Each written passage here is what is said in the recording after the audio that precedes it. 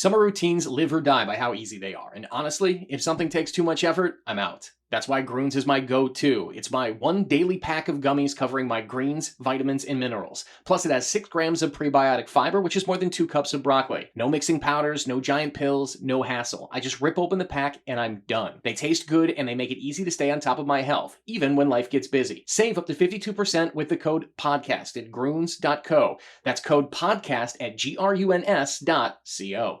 We hear questions like these all the time. Can TSR injury law help me if I'm hurt by a defective product? Yes. How about by a dog bite? Yeah. If you've been injured, it's TSR time. Call us today for a free consultation at 612-TSR time.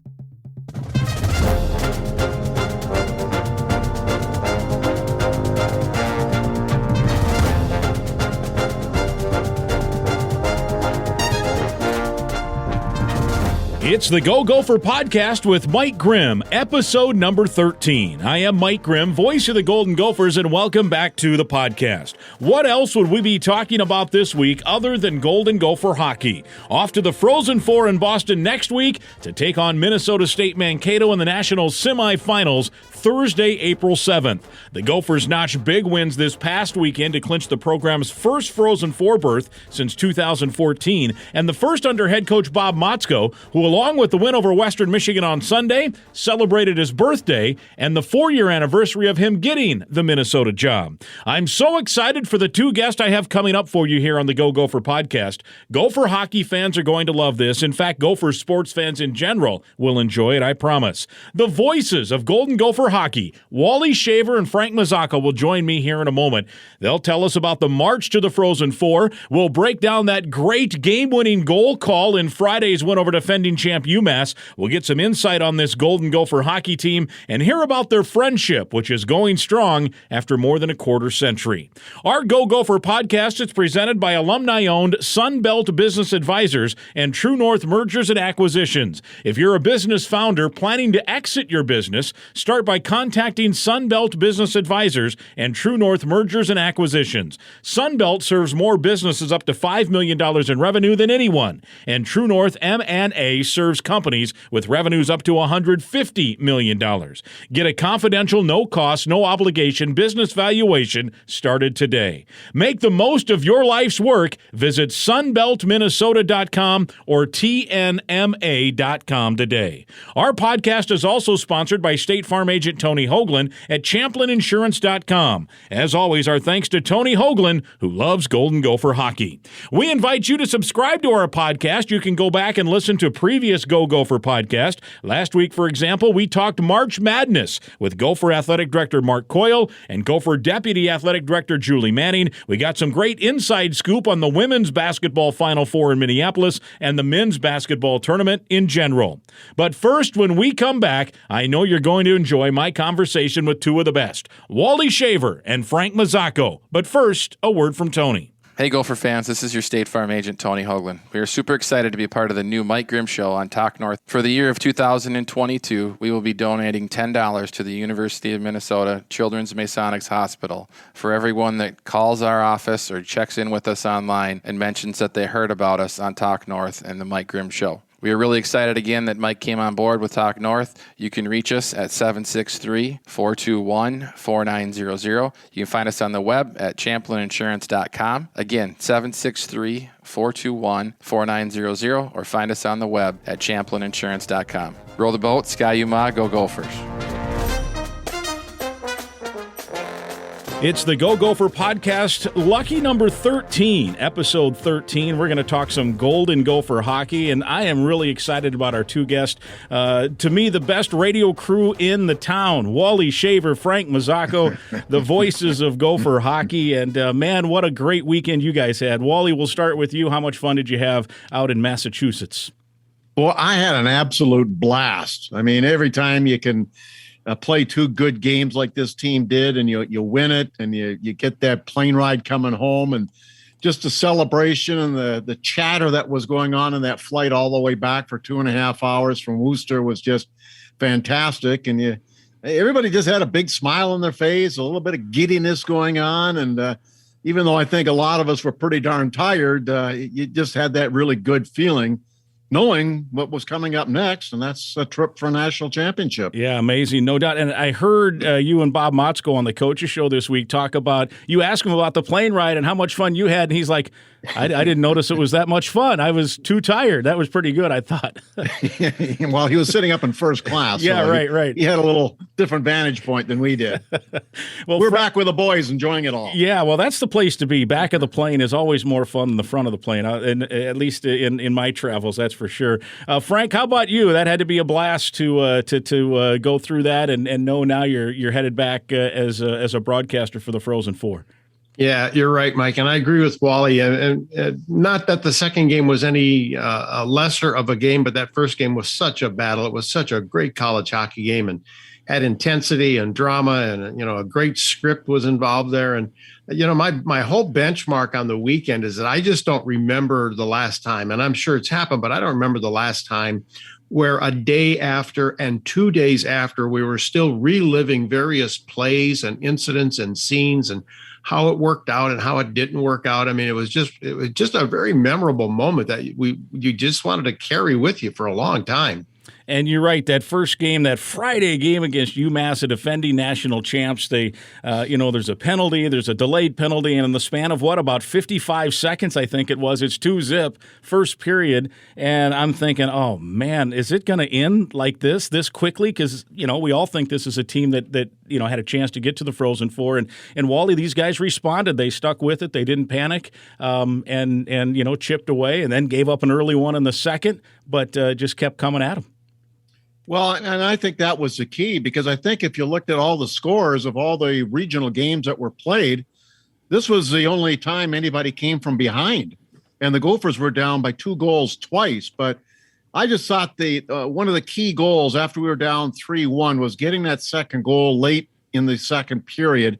And it gave you a feeling, okay, yeah, now we're within 1. You're still trailing, but at least there's a chance now to get back into it, because you only need 1 to tie. And it did come later in the third, too, when Matthew Nye scored, but we were able to do it, and that was the encouraging sign. And anytime you can do that, especially against the national champs, that was a really good omen, I thought.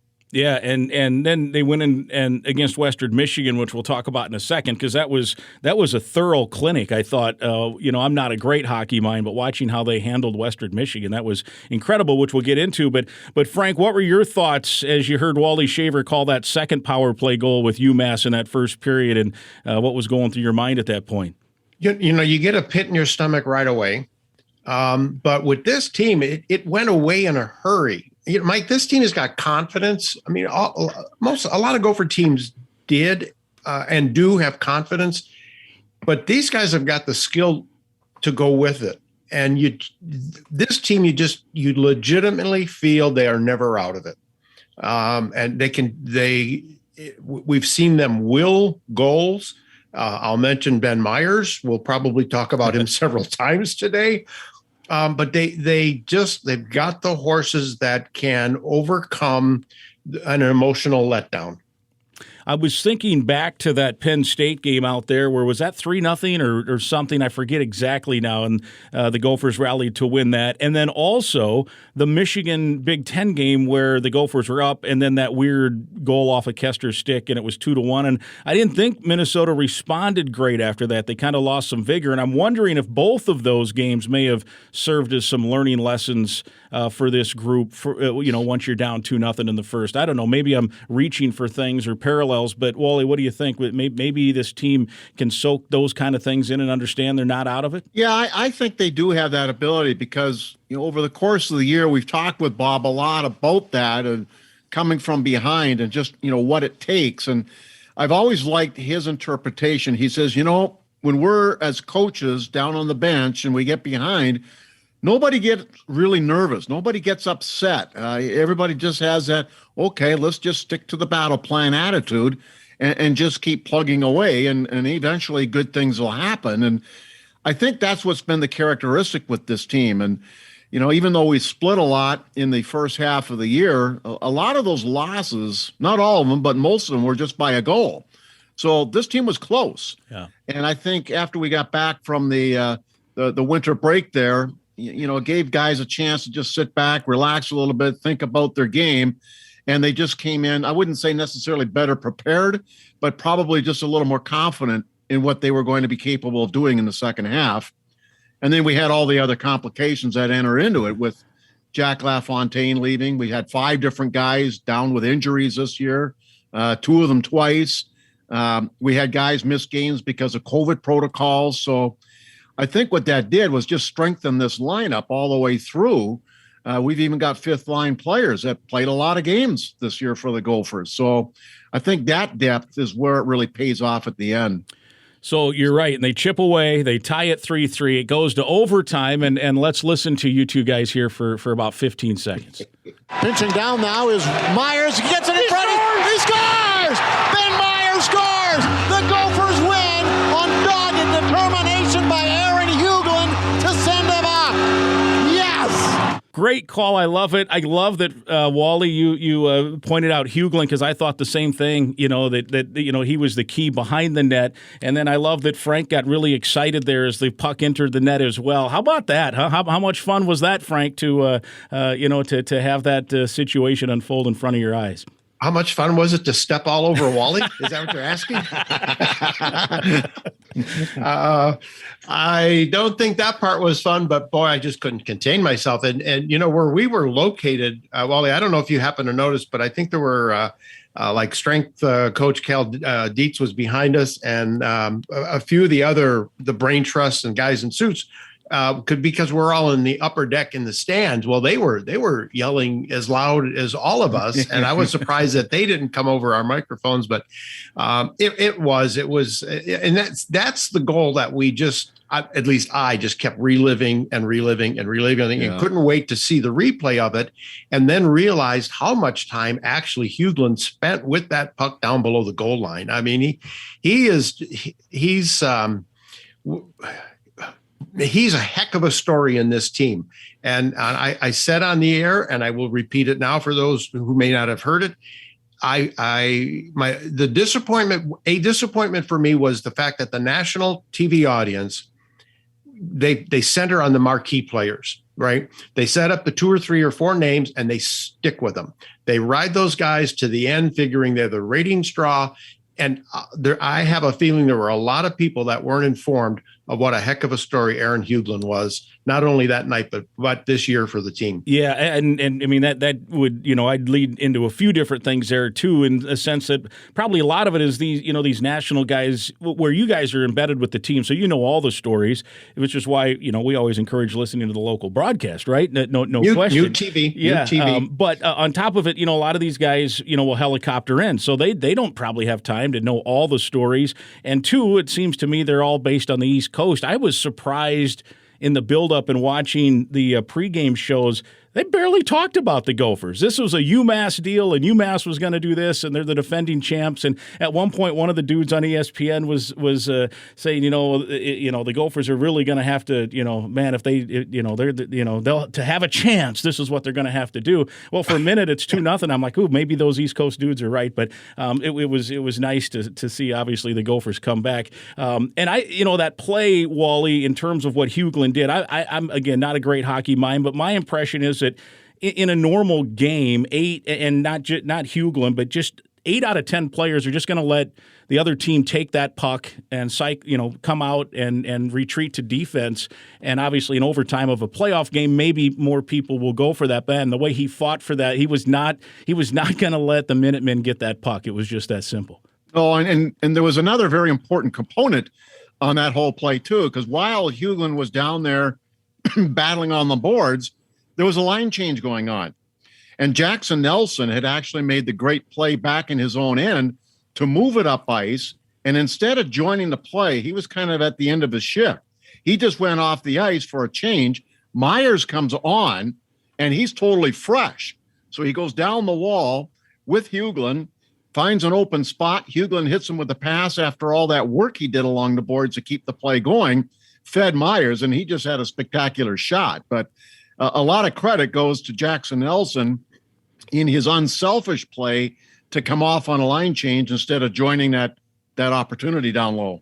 See, Mike, here we go reliving this goal again, right? But Let me throw this at you too. Well, it may be in a different situation or a similar situation. Myers might have gone down into the corner to help Huglin so that the puck they weren't outmanned down there, right? So now you might have had two guys go in the corner, but Myers had the presence of mind to know that Huglin was going to be able to win that one-on-one or one-on-two battle, and he heads for the net. So, I mean, that's part of that experience thing and that skill thing that these guys know. And if I think we have time. So Wally, I'm not sure if you were on just a few moments ago when the NCAA coaches were on, and Bob Mazzocco was asked about the switch that might have been turned for this team from first half to second. And he said, no, not a switch. It's just that different things came together at different times. Chaz Lucius came out of the gate ready to play on that line with Myers and Nyes. Well, Chaz is down with an injury. Huglin's development, also as a freshman, just took a little bit longer, was a little more methodical, and because of prior injuries and all, he became ready, really ready mid-season. Maybe in a normal time, Myers might have gone down in the corner and helped Huglin to put more numbers on the puck, but Myers, knowing what Huglin can do and the fact that we're in overtime, instead he heads to the net and gets himself in a spot to score, also knowing that there's a line change going on, and they don't really know where Nyes is at this point because he's still coming on the ice. So I think Myers having that confidence, again, knowing what Huglin could do was a great ability in him freeing up to go to the front of the net.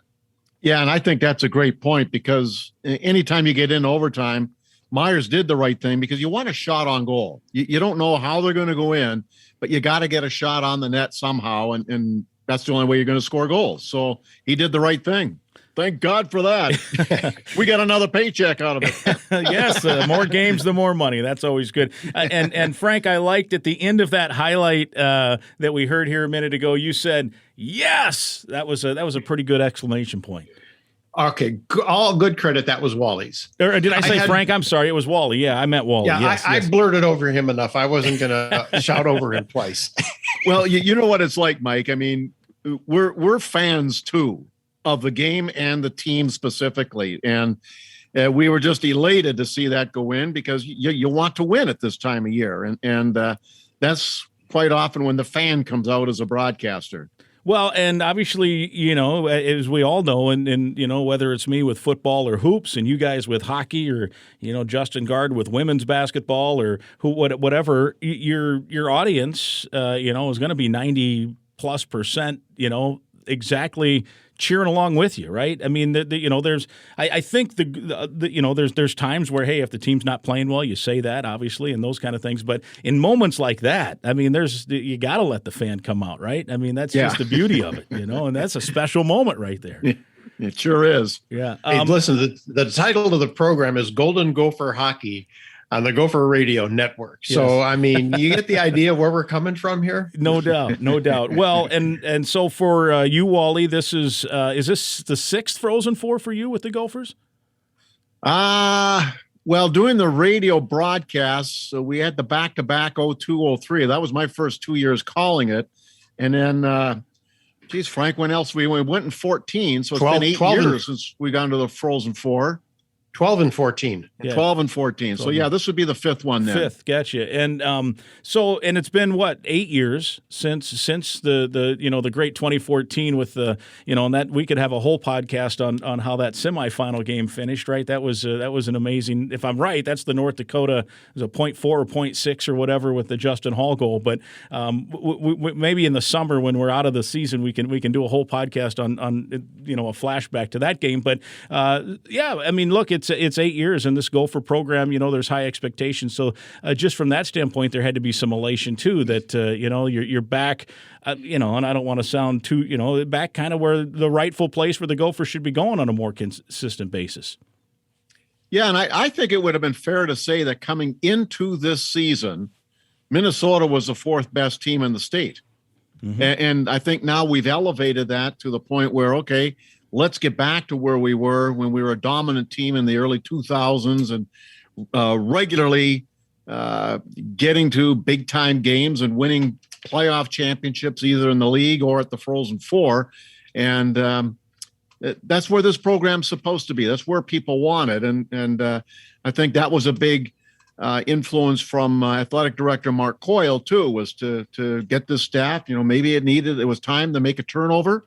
It did, and I think it's starting to pay off right now. And from what we see on the ice, there's a lot of talent here that's going to continue to keep this a top-tier program. Wally, you talked about the way that the Gophers, are kind of elevating. And Frank, I'll ask you, the talent clearly is there. 14 NHL draft picks. That was talked about a lot over the weekend. But Bob Mazzocco, it seems to me, has not only made it a point with his team, but also in just talking with us in terms of the media, that this team, to take that step, had to become not just talented, but also tough and gritty and grimy, I think is even the term he used. And man, you're watching, a high-end guy like Matthew Nyes, who whenever he wants to decide to make $1 million, he's going to go play for the Maple Leafs, I think, or whoever's drafted him. But he's blocking shots, so committed, and Brock Faber, same way. Like literally this morning, if he decided he wanted to play in the NHL, whatever team, he'd play tonight, right? I mean, he's that good right now. He'd be on the NHL. He's blocking shots and committed. So there is that, Frank, that greasiness or whatever you want to call it, that this team, in addition to the skill, and that makes it a really good team now. Well, for sure, because now you're talking about the mental attitude that goes in with the physical attributes in it. And, the counterpoint to that is back when I was working with Wooger on TV, I don't think, he would not have said this on the air, but I know at one point I said to him, well, what about so-and-so? He just doesn't seem to be, as sharp as he was earlier. And Doug said, you know what, Frank, he's playing like he's been talking to his agent. Right. Yeah. And you can sometimes sense that the guys just kind of want to ease out of their college days without getting any further hits or bumps or hurts. But you don't see that in Faber. You're right. Like you don't see that in Nyes. You don't see that in Myers, and everybody is buying into that. And Coach Mazzocco talked us a little bit more. I've got some audio waiting to use. We just haven't had the right opportunity to use it. Talking about Ben Myers, he said, look, everybody is wondering who's in his ear, how many of the 32 NHL teams are going to be, have been knocking on his door. And he says, I will tell you this, Ben Myers is all committed, all Gophers. And Bob used a few more words in there that let me think that somewhere towards the middle of the year, he or his family representative said to them, the door is closed. Do not knock on this door and don't talk to us until we're done here. And Bob said, don't worry about him. He is here through the end before he even thinks about the next step. Yeah, and that's been fun to watch how these guys have kind of taken on that toughness, because, it's one thing, usually a team's highly skilled, right? Or and maybe not as tough, or really tough, but maybe not as skilled. But you get this kind of mix that blends right now, and and that's and then there's old guys, there's young guys, and it's kind of been fun to watch. This progression, as Bob said. I know a couple of times, early on you're splitting series. I think Wally, you mentioned it. You're splitting series 5 straight weekends, and everyone's like, "What's wrong with Minnesota?" And some of those games were close, and you played well in them. And I think Bob a few times has said, look, I thought we were playing pretty good. You're not going to win them all, and now they're starting to win them all. And let's hope they've got a couple more wins. Let's move on to the Western Michigan game, and we got so much to talk about here. But again, I keep prefacing all I say. I've really enjoyed this team, but I'm not a great hockey mind. But I thought that was, just as a casual observer of hockey and kind of now invested in watching this team, I thought that the defensemen in that game just totally controlled the rink. I mean, it was amazing to me that, like, Western Michigan came in averaging almost 4 goals a game, and now they had a couple of opportunities, but man, the Gophers I thought that was as dominant of effort as you could ever expect in a regional final. Wally, what'd you think? Well, it was, and there was, I think, a couple of factors that definitely factored into it. Number one, they had the nation's leading goal scorer on that squad, Ethan Frank. He didn't even get a shot on goal in that game. Right? I mean, man. Yeah. And there was another stretch, and Frank, I'm not sure if it was the second or the third period, but they went 12 minutes without a shot on goal. So not only was it the Gophers' defense doing their job, but like Bob always says, when you want to play in front of the puck, the guys were coming back defensively as forwards, and they were there to defend. So there was no odd man rushes going against this team. And for the most part, Western Michigan, they'd come into the zone. It was one and done and right back the other way. And when you've got that skill level and that talent on our blue line like we do, the outlet passes were just pinpoint, and they were able to transition right back up ice in a hurry. Yeah, and then controlled the puck at some key points of the third period on offense, where, as you mentioned, Western Michigan couldn't even get anything going. And then, I thought that the Western Michigan goalie was good enough. This game could have been 6-0. I thought that's how much maybe Minnesota controlled. I don't know. Maybe I'm wrong, Frank. What do you think? I was impressed.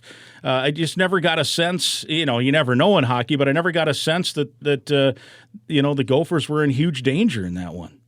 No, and it came it spun on that 2-0 lead, that early goal, which I think was a power play goal, wasn't it, Wally? That gave them that 2-0 lead, and I mean that just set the tone that said we're in control of this one. We're the ones who are dictating what's going to happen and how it's going to happen, and basically you could see the difficulty of in Western Michigan's demeanor in that when they were down by 2 goals, and especially as they hit the third period, you could just see the frustration was setting in, and then they weren't getting the puck. I remember one time earlier in the year, I asked Bob Mazzocco, I said, your shots against per game are dropping. What's leading to the better defensive play? He said, we've got the puck, Right. It's amazing when that happens, right? Yeah, it's crazy. And, we're controlling the puck in the offensive zone. Then I would say, well, I think you'll agree too, then towards the end of that third period, and especially after, I think the Gophers made it 3-0. Well, then they were just quite content. No, it would have been the 2-0 goal. Mm-hmm. They were quite content to just chip the puck out of the zone far enough to make Western Michigan go, 120 feet or 150 feet. And that is a really frustrating situation to be in if you're trailing in hockey. Yeah, we hear so much about how good some teams are defensively. We hear that about Minnesota State. We hear that about Notre Dame. But the Gophers can play that game too. And when you had that 12-minute stretch in the third period there where they didn't even get a sniff around the net, that shows you the Gophers have that capability as well as anybody. Sometimes, too, no one can explain it. There's just games where one team just is a step quicker. Now, I know Minnesota's fast, but look, that Western Michigan team's got a bunch of talent, too. There's no explanation except on this given day, the Gophers seemed to me they were just a step ahead of everything the Broncos tried to do. Western Michigan was a fast team. Yeah. They did bring some speed, and you're right. It's that the other part of it is the ability of at least 4 of Minnesota's defensemen to deliver the puck up the ice. Mm-hmm. And I think that's one of the problems that we had a little bit earlier this year, Wally. I don't know if you'll agree that it just took a while for a pretty substantial core of freshmen as forwards to get in sync with the defense, and the defense to get in sync with the forwards. And now that they're all on the same page, those outlet passes are far more efficient for them. Well, and the other thing is when you look at the beginning of the year, we brought in 5 freshman forwards. Yep. And they had to play because of what graduated. So, number one, you're losing experience. Sampo Ranta turned pro, went right to Colorado. Scott Reedy was a great goal scorer. He was gone. So you're bringing in 5 guys that, they've never tasted college hockey before, and they had to play. And thank God they did good. And by the second half, even though we were losing some of those games by a goal or 2 in the first half, by the second half, they had some experience under their belts. They knew what the college game was all about. And they were also really good skill guys as well. And, in a case like Matthew Nye is just a big kid who was a late bloomer in life, but all of a sudden, a lot of teams missed out on this kid. And now you look what he's doing, and he's going to be a really good NHL power forward going forward. But, now those freshmen, they're good players. They understand the game and they fit the system. And that's what we are reaping the benefits of right now. What, Frank, do you think, too, Jackson Lacombe, who had a great year last year, then for whatever reason early in the year he just was off his game a little bit. I think that's been a big factor. I don't know about what time he got, back to the game, but that guy's another guy that if some NHL team this morning wanted to sign him, he'd play tonight. I mean, he wouldn't be out of place. I just like how his game is. He just controls, like he never panics. He's, he gets the puck. He knows which way to go when there's pressure and uses leverage and everything else. But man, I think that, from those splits early, it seemed like in those early splits, the defenseman, and it wasn't only Lacombe, had one or two catastrophic mistakes and ended up in the net against a really good goaltender. And now that, knock on wood, hopefully 2 more games that continues to be the case. But I think Lacombe, the way he plays has just been a factor too. I don't know. Again, I'm not a great hockey mind, but I love watching the way he defends. Oh, he's got. I love to watch the way he skates with the puck, head up, always attentive to where his options are. His skating is great. I'll go as far as saying that he's underrated. Right. Again, there's he's a 2nd round pick, isn't he, Wally? I think he's very high. So you say, well, Frank, how can you call a guy like that a 2nd round pick underrated? Well, he's certainly underappreciated this year. And part of it might've been that sluggish start that he had in the first. I have no idea, Mike, what was going on. I mean, I think that's going to be a postseason question to say, Comer, what was going on there? I mean, did you have a bunion? Did you have, where you're blister or something, right? Yeah. Something was going on there. I mean, or was schoolwork not going well for you? What was going on? But anyway, yeah. So he just found, like a lot of other players after the break, he just found himself. But again, the marquee are going to be the guys that have gone to the Olympics. Faber's going to be in there, and then all of a sudden Comer's going to be there. And I'll tell you what, I am really hopeful for his NHL career. I mean, I just think he's going to take that league by storm. Yeah, it's been fun to watch all those guys, and that's the danger in a podcast where you're you don't want to go 5 hours, but we could mention them all. Johnson and Kester and Brinkman, all these guys have been good on that back end. And then we talk about Nyes already. We've talked about Myers. One of my favorite guys, because he's just energy all the time, is Blake McLaughlin. He got the empty netter, just calmly. He just always seems to pressure everything. He's all over the ice. He can be a menace, but he also is a good stick handler. I mean, I love watching that guy play also. He's one of my favorites. I'm pulling for him. I'm glad Ben Meyer scored that overtime goal, but I was thinking, man, it'd be great if the senior from Grand Rapids could pump one in there, and maybe his best moment's yet to come. Who knows? But I like watching number 27. I do too. And, we made some comments back a couple of weeks ago to people where they were saying, well, yeah, that Walker and Brodzinski and McLaughlin line didn't do much tonight. I said, wait till tomorrow night.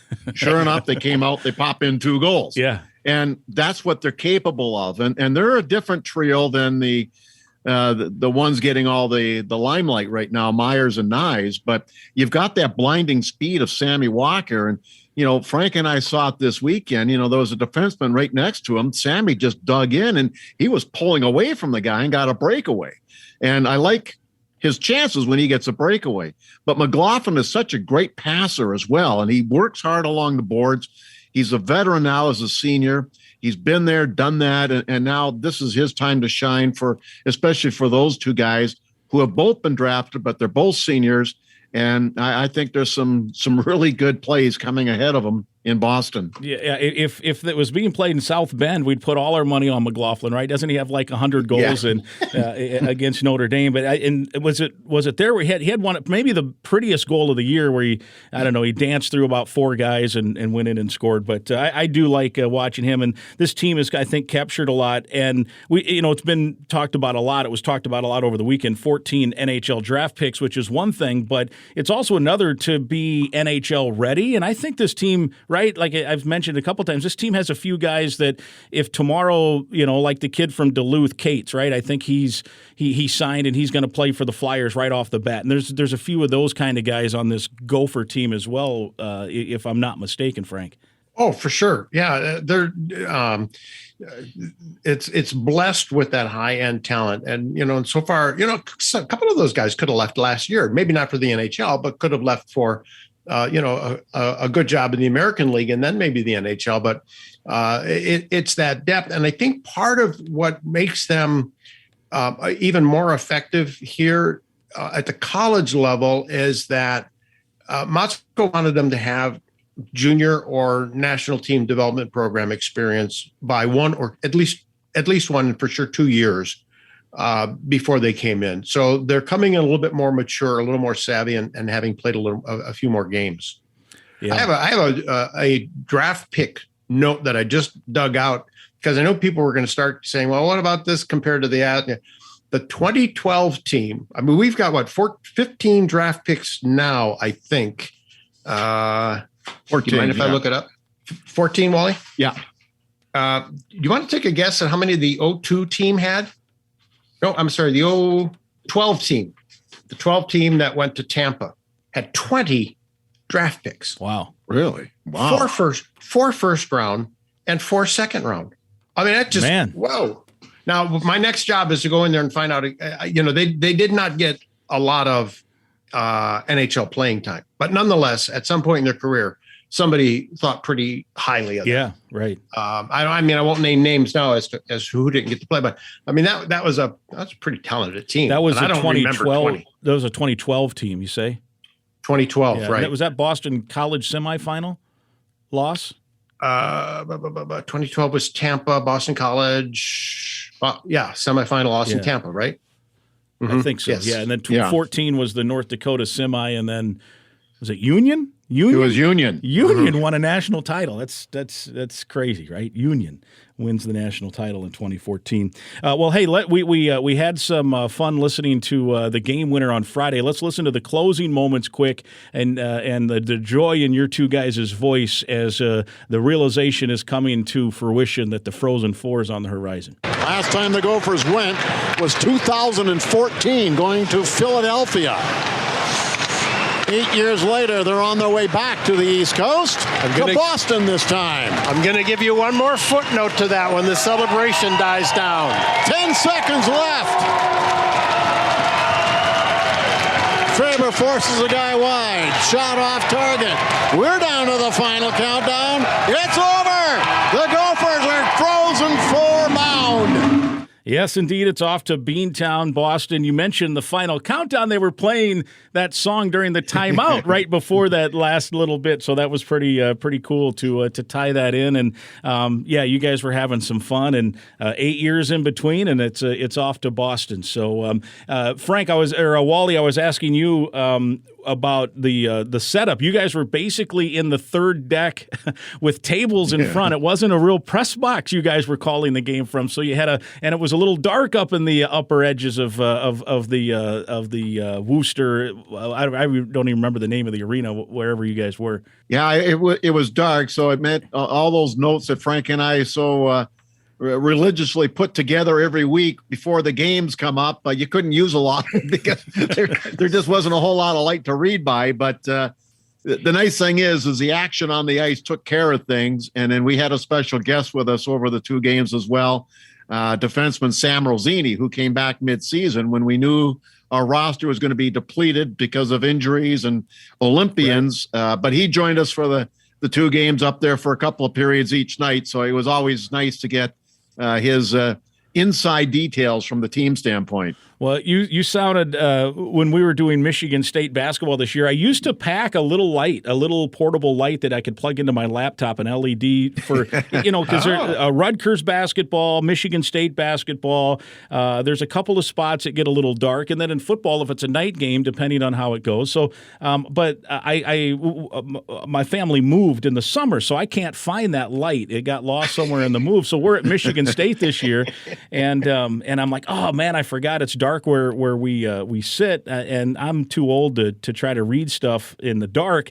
So I walked over. You guys probably stay at that same Marriott in downtown East Lansing, and there's a Target a block or two away. So I invested $12 in a nice little desk lamp that I took with me, and our good friend Dan Robotham, our good friend engineer Dan Robotham, kept it in his gear. So you got to get Danny to travel with you, so when it's dark like that, he can pull out the Mike Grimm $12 desk lamp and put that over. But anyway, I digress on that part of it. But it's cool, man, that you guys. So we're all up there, Frank. We're all the radio crews just kind of in a row along there, and we're the the Randy Johnsons and Jess Myers and whoever else might have been out there up there as well, just sitting in these banquet tables, kind of. Kind of. I mean, it's not an uncommon thing when you get to an arena where you get so many people, and sure. You build a table over a row of seats, and you build it high enough so that you can sit in the second row of seats, and now you have a table, which wasn't terrible. I mean, I don't think that building even had a press box, at all. Yeah. No.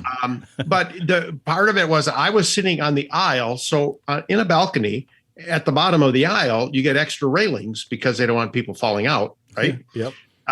And so I couldn't see through the railing. So I had to stand, which I normally don't, because I want to be close to my notes and be able to shuffle through. And if I need to figure something out in a hurry, I can. So, but anyway, that was it wasn't ideal, but we'll be in Cadillac territory in Boston. Yeah, off you go to Boston here, as I think the song says, shuffling off to Boston, right? Well, can I back up? Yeah. I mean, thank goodness this is not airtime here. This is podcast time. I want to back up. I promised a nugget in the post game. I did mention it on the air. I want to mention it here only because I don't think we have said the name Justin Close. Yeah, you're right. Okay, man. I mean, what a story generally, right?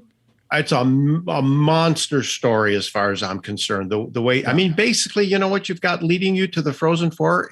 You have last year's third string goaltender. It's incredible. I mean, it's amazing. And he's just done. If you talk to him, he doesn't act like a third string goaltender at all. I mean, he's in charge. This is his team. The nugget that I had is that the last Gopher shutout in an NCAA game at any step of the way was by Adam Wilcox. It was at the Xcel Energy Center. He shut out St. Cloud State, which at the time was coached by Bob Mazzocco. Yeah. And so that was 2014. Adam Wilcox led the team to Philadelphia. Sunday night, Justin Close in a shutout leads the team to Boston. I went on the plane. I went to tell him about it. He said, "No, I don't want to hear anything like that. It'll go to my brain." I said, "You've got 2 weeks to flush it out." So I'm telling you anyway. It's amazing. And I don't know stylistically, I don't know enough about goaltending to know if how similar those two guys are. But I think I'm safe in saying neither of those generally big-bodied goalies. They're a little bit smaller. So maybe there's something to be said for the little guy in net sometimes. Like Michigan's guy basically takes up the whole net. Ohio State's guy, takes up the whole net. Yep. But these guys, I don't think that Wilcox or Close, am I wrong there? They're not big-bodied guys like those guys, correct? No. In fact, Closer is only about 5'10". Yeah. We were facing two goalies over that weekend that were both 6'4". So his style is just different. He doesn't waste a lot of energy. He just makes himself square to the puck. He greets the shot. I think he's gotten much better over the course of the season that he's been in of directing rebounds off into the sides, and he's playing absolutely flawless hockey. If you took his body of work, his goals against average and his saves percentage over the course of a year where he's at right now, he would be one of the top three goalies in the country. Mm-hmm. And he's just, and people ask me, what kind of effort you think you're going to get out of that guy after LaFontaine left? Because Laffer was your number one goalie for 2.5 years. But I always tell people the one advantage Justin Close has, even though he's a third stringer, he's had to face the Minnesota Gophers every single day in practice. Yeah. He's facing some good talent. Everybody else that comes in on him on the opposing team, he's ready and capable. more importantly. Yeah, and there's, I'm glad you brought this up, Frank, because there's so many other angles, and I forget which Gopher talked about it. It might have been McLaughlin after this last game, or maybe it was a couple of guys before, talking about Justin Close and the fact that for much of his time early, last year especially, he was the guy who those guys would say, hey, I need to work on something on my game. Can you be in net while I fire pucks at you? And you think about, you go through that. That's not a real glamorous situation if you're a goalie who expects high things, and now here he is a year later after taking all those unglamorous shots while the offensive guys, and maybe to your point, and to Wally, your point that you see all those shots, you're going to get a clear look, and here we are a year later, and this guy's helping lead the charge with a shutout in the regional final. So that's a great story, Frank.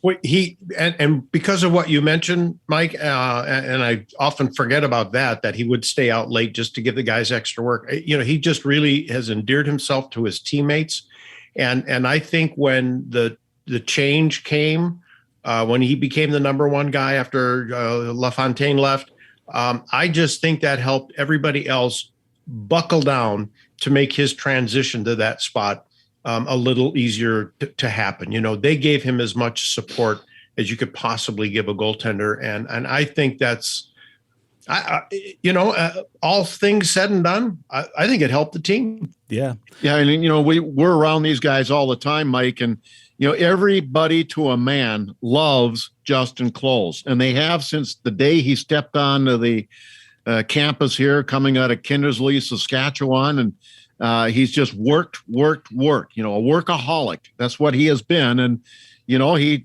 had to bide his time.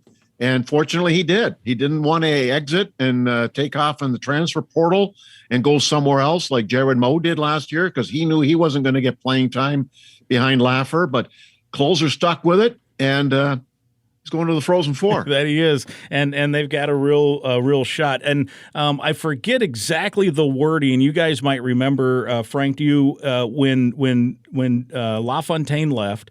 I think it was one of maybe the Gopher assistant coaches wrote up on the board in the dressing room, and I forget. I'm going to paraphrase because I don't know the exact wording, but it was something like, "We have all we need." And then yes. I think then Bob Motzko a day or two later said, "And we'll need all you have." And to me, if there's a book to be written, that's got to be the title of the book for this hockey season. But that is, man, what is? And I forget who initiated the original writing of that. But that was, I think, set the tone. Right? There was going to be no pouting. There was going to be no, oh, woe is us. We have all we need. Let's rock on here. I haven't checked with Garrett Raboyne, assistant coach, to verify that it was his phrase, but I did hear from one person one time that it was his, and then Moscow came in with the subtitle, if you will. Yeah. And we need all we've got. Yeah. Right. So it was just a great story for sure. Well, hey, we told I told that story about us at Michigan State, we needing the light and different things. You guys are it's been kind of fun, I suppose, in a weird way. So we go to the same spots every year when we're on a travel deal. You guys have been able mid-career here to kind of change where you're going. It used to be Marquette, Michigan. It used to be St. Cloud, and it still is on occasion. It used to be, I'm forgetting wherever else you might be. Now it's you're still going to Madison, but now it's East Lansing on a yearly basis, Columbus and Ann Arbor. And I know there's been a lot made about the Big Ten and the breakup of the old classic WCHA, but from a travel perspective, at least if you're Mike Grimm and Spencer Tollickson, one of the biggest things is, places to go eat the night before the game. So you guys got exposed to a whole new group of places to go spend some fellowship, as we like to call it, on the road. And obviously with football, for me, Daryl Thompson and Justin Gard and Dan Robotham, our engineer, we always have a fellowship for sure. So I'm guessing you guys enjoy some fellowship. So what's that been like just with some of the new places in the Big Ten for you guys? Well, our budget's not as big as you guys is with football and basketball, so it's just me and Frank. Yeah. But we always seem to find a good restaurant.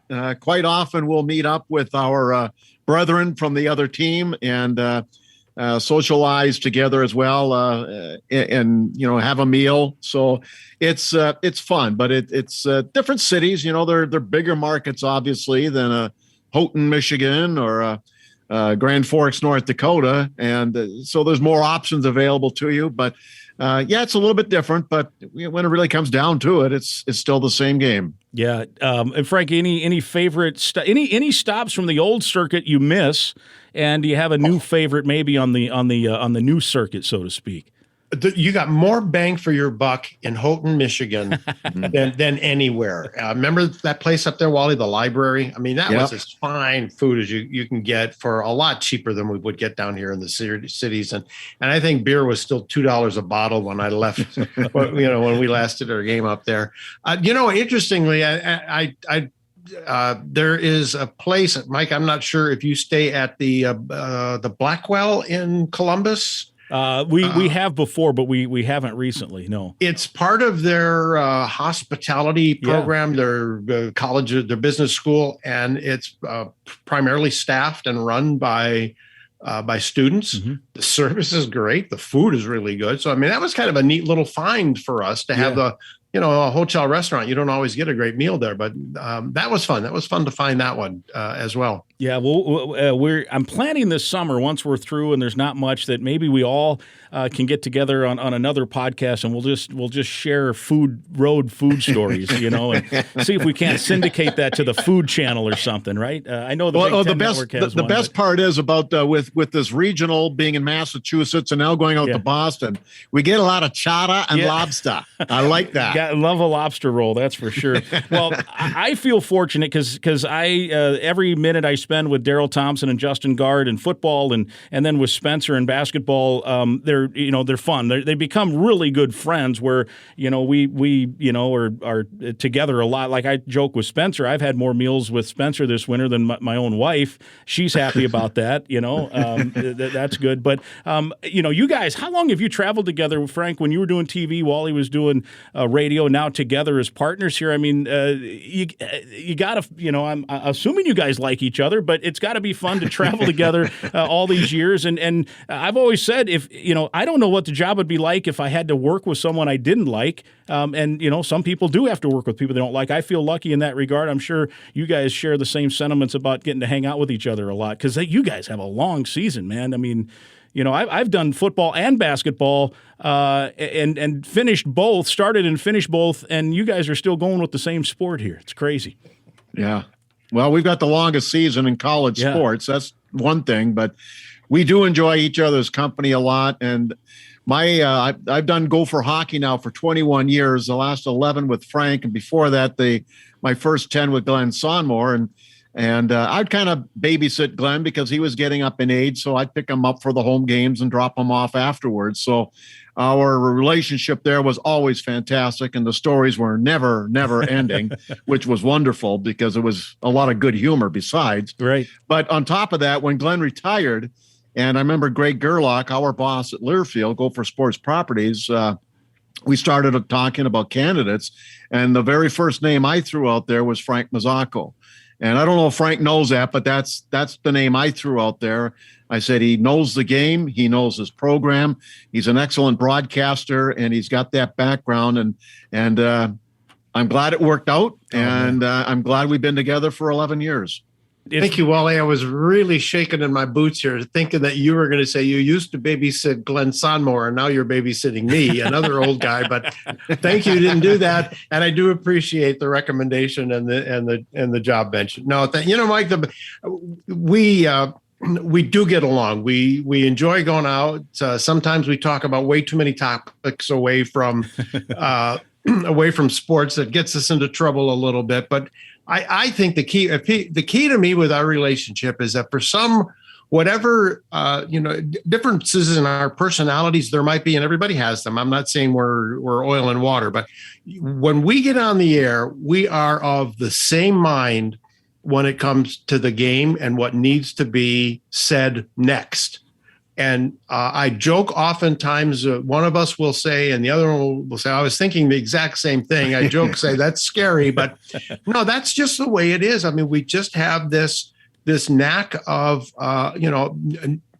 knowing what the listener really needs to know next, or something that hasn't been quite covered. And to me, that's one of the joys of doing this. When you've got two guys up there that are think in the same way, not only about the game, but of the broadcast too. Well, and it comes through. I mean, it's just like I said. I mean, I wasn't just saying it because you guys are guests on the podcast. I think it's my favorite team locally here to listen to on the broadcast. It's just fun. You guys make it fun. Obviously, when the Gophers are playing like they are, everyone's having fun. But you guys have a great chemistry. There's no doubt, and it's been fun to listen. And hey, there's hopefully 2 more. We get you got 1 more, and hopefully you get another. And man, it'd be fun to win a championship and hang a banner, and it would be even the best part of it, I think, would be having you 2 guys on the call. Yep. Well, we certainly hope that happens too. Thank you very much. My thanks to Wally Shaver and Frank Mazzocco. I hope you enjoyed our conversation, and best of luck to those 2